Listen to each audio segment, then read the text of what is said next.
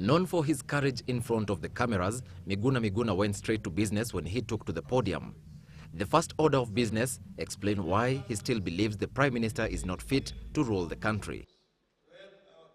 We sacrificed a lot of things for Raila Odinga. What did he do as a thank you? He kicked everybody in the rib. He started with Ruto, then went down to Balala, then went down to Mudavadi, then went down to Ngilu, then tried to climb on my back, then went down to Nyaga. He has betrayed all his friends. Let us remember that all the former Pentagon members were Raila's friends.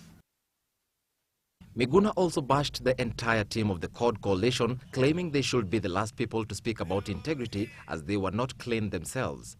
One by one, he mentioned names and reasons as to why the mentioned person is not fit to hold a public office. Kalonzo, that they have called many names. The Kaluza, the Slimy Man, the Katikati Man, the Watermelon, the Yes, No, Yes.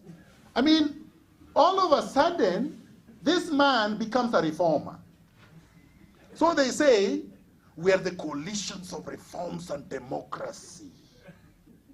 So, okay, so he has cleaned up Kalonzo. So he's not a Kalusa, he's not Slimy, he's not Katikati, he's not any of these things. How about Wetangula? A man who has known scandal from the time he was at the University of Nairobi. The only student I know in the history of Kenya whom students have burnt his residence when he's a student, burnt it down because of his slimy ways. Now, Maina Njenga.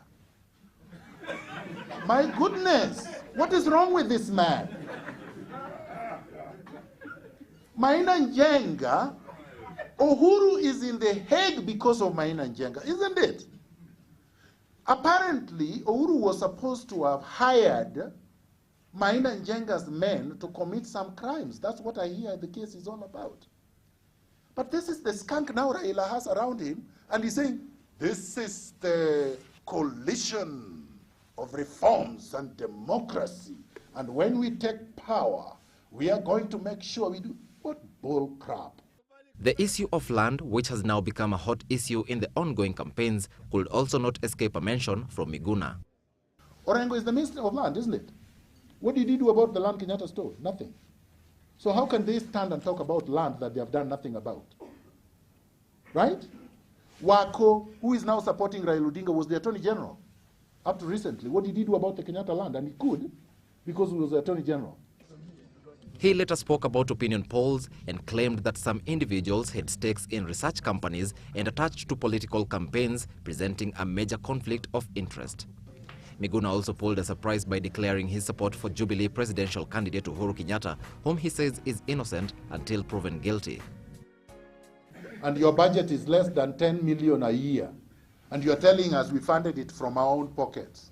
What pockets? Show us your tax returns and show us how much you declared last year and how much you paid for tax for us to believe you. So when Infotrak stands up, or some of these other phony ones, we know that they are just talking.